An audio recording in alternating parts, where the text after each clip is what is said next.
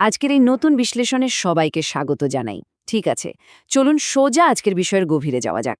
আজ আমরা একটা অসাধারণ রূপকধর্মী কেস স্টাডি নিয়ে কথা বলবো।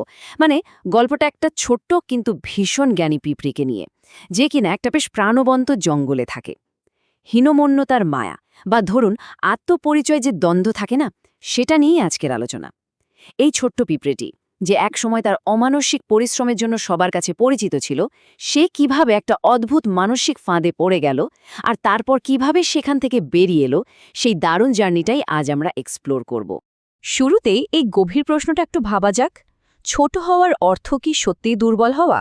আমরা যখন চারপাশের দুনিয়াটা দেখি, তখন কিন্তু সাইজ বা বাইরের রূপ দেখেই কে কতটা পাওয়ারফুল সেটা বিচার করে ফেলি, তাই না? আমাদের গল্পের হিরো, মানে এই ছোট্ট পিঁপড়েটিও ঠিক এই ভারী তুলনার বোঝায় রীতিমতো পিষ্ট হয়ে পড়েছিল। সে ভাবতে শুরু করল, চারপাশের সবাই যখন এত বড়, এত সুন্দর, এত ফাস্ট, তখন এই ছোট্ট একটা শরীর নিয়ে সে কি আসলেই খুব দুর্বল? এই মন খারাপ করা বেশ ভারী একটা প্রশ্নই কিন্তু আমাদের পুরো গল্পের ট্র্যাজেক্টরিটা সেট করে দেয়। পর্ব ১, তুলনার বোঝা। চলুন দেখি কিভাবে সেই ফাঁদে পড়ল। এখন এই স্লাইডের সবচেয়ে ইন্টারেস্টিং বিষয়টা হলো এই ঈর্ষার সংজ্ঞাটা। এটাই আসলে আমাদের গল্পের মূল কনফ্লিক্ট বা দ্বন্দ্ব। ঈর্ষা কিন্তু জাস্ট একটা ফিলিং না, এটা এক ধরনের অন্ধত্ব। আর ঠিক এই কারণে আমাদের সেই জ্ঞানী পিঁপড়েটে আস্তে আস্তে বেশ ডিপ্রেসড আর কনফিউজ হয়ে পড়ে। মানে সে লিটারালি ভুলে যায় যে তার নিজের ভেতরে কতটা অসাধারণ সব ক্ষমতা লুকিয়ে আছে। তার দিন কাটতে থাকে শুধু অন্যদের দেখে দীর্ঘশ্বাস ফেলে। এই সাইকোলজিক্যাল ট্র্যাপটাই তাকে তার স্বাভাবিক কাজ থেকে সরিয়ে এক গভীর হতাশার দিকে ঠেলে দেয়। এখানে দুটো একদম আলাদা জগৎ আমরা দেখতে পাচ্ছি। একদিকে পিঁপড়ের সেই মাটির কাছাকাছি থাকা রিয়ালিটি, সারা দিন খাবার জোগাড় করা, মাটিতে পড়ে থাকা, আর অন্যদিকে বনের অন্য প্রাণীদের সেই চোখ ধাঁধানো সব ব্যাপার-স্যাপার। ময়ূরের সৌন্দর্য, প্রজাপতির সেই স্বাধীন ওড়ার ক্ষমতা, কিংবা কাঠবিড়ালির সেই দারুণ চটপটে ভাব। রূপক অর্থে এগুলো হলো রূপ, স্বাধীনতা আর ক্ষিপ্রতা। পিঁপড়েটি অন্যদের এই গুণগুলোর প্রতি এতটাই অবসেসড হয়ে পড়েছিল যে সে নিজের সবচেয়ে বড় গুণটাই বেমালুম ভুলে বসেছিল। অথচ ভাবুন, একটা পিঁপড়ে কিন্তু নিজের ওজনের চেয়ে প্রায় ৫০ গুণ বেশি ওজন বইতে পারে। এটা প্রকৃতির জগতে এক অবিশ্বাস্য শক্তি। কিন্তু ওই যে তুলনার ঘোরে পড়ে সে নিজের এই সহনশীলতার কথা একেবারেই ভুলে যায়। এই নীরবতা আসলে অনেক কিছু বলে দেয়। বনের অন্য প্রাণীরা যখন তাকে জিজ্ঞেস করত, কি ব্যাপার, তোমাকে আজকাল এত বিষণ্ণ দেখায় কেন, তার কাছে কিন্তু কোনো উত্তর ছিল না। সে শুধু একটা ম্লান হাসি দিয়ে চুপ করে থাকত। এই না বলা কথাগুলোর পেছনে লুকিয়েছিল এক গভীর মানসিক সংকট আর একাকিত্ব। ঈর্ষার এই ভারী বোঝাটা তাকে এতটাই নিঃসঙ্গ করে তুলেছিল যে মনের কথাটা কারোর সাথে শেয়ার পর্যন্ত করতে পারছিল না। যে পিঁপড়েটা একসময় সবার আগে খাবার জোগাড় করতে ছুটত, সে এখন সবার পেছনে পড়ে থাকে, নীরবে কষ্ট পায়। কিন্তু পরিস্থিতি সবসময় এক থাকে না। পর্ব ২, প্রকৃতির সমতা বিধান।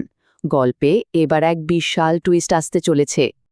আর এটা খুব দারুণভাবে বুঝিয়ে দেয় কিভাবে একটা প্রচণ্ড ঝড় প্রকৃতির সবচেয়ে বড় ইকুয়ালাইজার বা সমতা বিধায়ক হিসেবে কাজ করে। ঝড়ের তাণ্ডবে পুরো বন একেবারে লণ্ডভণ্ড হয়ে গেল, গাছপালা ভেঙে পড়ল, নদীতে বন্যা দেখা দিল। সবচেয়ে অবাক করা ব্যাপার হলো যে জিনিসগুলো নিয়ে পিঁপড়েটি এতদিন হীনমন্যতায় ভুগেছে, সেগুলো নিমেষের মধ্যে একেবারে অর্থহীন হয়ে গেল।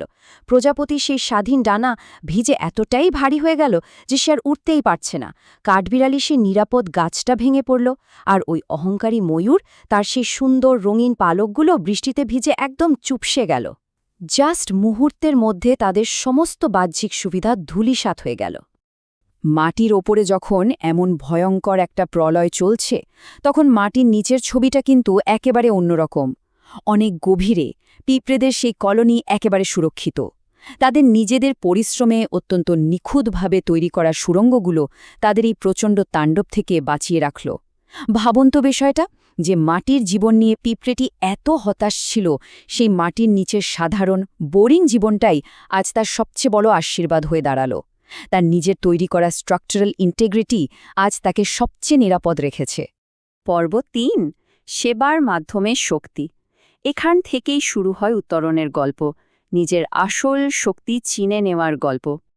এই কথাগুলো পিঁপড়ের ভেতরের একটা বিশাল ট্রান্সফরমেশনের প্রমাণ। সে যখন নিজের নিরাপদ আশ্রয় থেকে মুখ বের করে অন্যদের এই অসহায় অবস্থা দেখল, তার ভেতরে সমস্ত অভিমান, সমস্ত ঈর্ষা জাস্ট উবে গেল। সে রিয়েলাইজ করল অন্যদের দেখে আফসোস করে সে স্রেফ নিজের সময় নষ্ট করেছে, এখন অ্যাকশন নেওয়ার সময়। তার এই উপলব্ধি তাকে একটা চূড়ান্ত সিদ্ধান্তের দিকে নিয়ে যায়। সে বুঝতে পারে তাদের এই একতাবদ্ধ শক্তি দিয়ে তারা বিপন্ন প্রাণীদের বাঁচাতে পারে, আর তার এক ডাকে শত শত পিঁপড়ের সারি বেঁধে সাহায্যের জন্য বেরিয়ে আসে। চলুন সামনের দিকে এগোই এবং দেখি কিভাবে এই রেস্কিউ মিশনটা কাজ করে। পিঁপড়েদের এই উদ্ধার তৎপরতা ছিল দেখার মতো, হাইলি কোঅর্ডিনেটেড, একদম স্টেপ বাই স্টেপ। প্রথমে তারা সবাই মিলে সেই ভেজে ভারী হয়ে যাওয়া প্রজাপতিকে খুব সাবধানে একটা শুকনো জায়গায় টেনে আনল। এরপর শীতে ঠকঠক করে কাঁপতে থাকা কাঠবিড়ালির জন্য অনেকগুলো পাতা জড়ো করে একটা আরামদায়ক বিছানা বানিয়ে দিল। আর সবশেষে ময়ূরের সেই চুপসে যাওয়া পালকগুলো থেকে অত্যন্ত যত্নের সাথে জল পরিষ্কার করে দিল। এই এতটুকু ক্ষুদ্র প্রাণীদের এত বিশাল সেবামূলক কাজ সত্যি অবাক করার মতো। পর্ব ৪, প্রকৃত মহত্বের নতুন সংজ্ঞা। ঝড় একসময় থেমে যায়, আকাশে আবার ঝলমলে রোদ ওঠে, বনের পরিবেশ আবার শান্ত হয়ে আসে। এই শান্ত পরিবেশে ময়ূর, যাকে পুরো বনের সবচেয়ে সুন্দর প্রাণী মানা হয়, সে যখন পিঁপড়েকে এই কথাটা বলে তখন এর ওজন কিন্তু অনেক। আমি তোমার চেয়ে বড় কোনো সৌন্দর্য কখনো দেখিনি। ময়ূর এখানে সৌন্দর্যের পুরো ডেফিনেশনটাই পাল্টে দিচ্ছে। বাহ্যিক রূপ, রঙিন পালক বা মন ভোলানো নাচ, এগুলোর কোনোটি আজ ম্যাটার করে না। একটা বিশাল হৃদয়ের অধিকারী হয়ে নিঃস্বার্থভাবে অন্যকে সাহায্য করার যে সৌন্দর্য, তার কাছে এই বাইরের রূপ একেবারে তুচ্ছ। ময়ূরের এই কথাটা প্রমাণ করে দেয় আসল সৌন্দর্য থাকে ভেতরের দয়া আর ভালোবাসায়। এরপর কাঠবিড়ালির রিয়েলাইজেশনটা দেখুন। কাঠবিড়ালি তো তার ক্ষিপ্রতা আর দ্রুত গতির জন্যই পরিচিত, তাই না? কিন্তু সে আজ খুব ভালোভাবেই বুঝেছে যে সত্যিকারের শক্তি মানে বড় বড় লাফ দেওয়া বা শুধু ফিজিক্যাল স্ট্রেংথ শো অফ করা নয়। প্রকৃত শক্তি হল সেই সামর্থ্যকে অন্যের সেবায় কাজে লাগানো। বিপদের সময় যে শক্তি অন্যকে রক্ষা করতে পারে না, সেই শক্তির আসলে কানাকড়িও মূল্য নেই। এই কথাটা আমাদের গল্পের অন্যতম গভীর একটা শিক্ষাকে তুলে ধরে। আর প্রজাপতির এই চূড়ান্ত কথাগুলো, এগুলো পিঁপড়ের সমস্ত হীনমন্যতা আর ইনসিকিউরিটি চিরতরে ভেঙে চুরমার করে দেয়। প্রজাপতি একদম পরিষ্কার করে বুঝিয়ে দেয় যে উড়তে না পারা বা বাহ্যিক জৌলুস না থাকাটা কোনো উইকনেস নয়, বরং বিপদের ঠিক মুহূর্তে সঠিক সিদ্ধান্ত নিয়ে সবাইকে বাঁচানোর যে অসামান্য ক্ষমতা পিঁপড়ের ছিল, সেটাই তাকে পুরো বনের সবচেয়ে মহান প্রাণীতে পরিণত করেছে। বনের ওই ক্রাইসিস মোমেন্টে ঠিক এই গুণটারই সবচেয়ে বেশি দরকার ছিল। সুতরাং সবচেয়ে গুরুত্বপূর্ণ বিষয়টা হলো, এই পুরো কেস স্টাডিটিকে এক জায়গায় আনলে আমরা এই দারুণ শিক্ষাগুলো পাই। আমরা অনেক সময় নিজেদের অন্যদের সাথে তুলনা করে অন্ধ হয়ে যাই আর নিজেদের আসল ভ্যালুটা ভুলে যাই। কিন্তু এই গল্প আমাদের শেখায় যে পৃথিবীতে প্রতিটি মানুষের একটা নিজস্ব, একদম ইউনিক উদ্দেশ্য রয়েছে। বাহ্যিক সৌন্দর্য বা শারীরিক শক্তিতে কিন্তু কোনো মহত্ব নেই, বরং দয়া, সহানুভূতি আর সেবার মাধ্যমেই মানুষের আসল শক্তির প্রকাশ ঘটে। আমাদের যা কিছু আছে তা দিয়ে অন্যের ভালো করার জন্য যে সাহস লাগে, সেটাই আসল মহত্ব।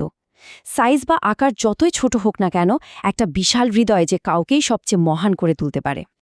আর ঠিক এই গভীর চিন্তার জায়গাটা থেকেই আজকের এই বিশ্লেষণটি আমরা শেষ করতে চাই। আমরা সবাই যেন অন্তত একবার হলেও এটা ভাবি, আমাদের ভেতরে এমন কি লুকানো শক্তি বা প্রতিভা আছে যা আমরা হয়তো তুলনার বোঝায় চেপে রেখেছি, কিন্তু তা হয়তো অন্যের মঙ্গলের জন্য ব্যবহৃত হওয়ার অপেক্ষায় রয়েছে। হয়তো আমাদের সেই খুব সাধারণ গুণটি কোনো একদিন কারো জীবনের সবচেয়ে বড় প্রয়োজন হয়ে দাঁড়াতে পারে। আশা করি আজকের এই আলোচনা আত্ম উপলব্ধির পথে নতুন কোনো চিন্তার খোরাক জোগাবে। এতক্ষণ সাথে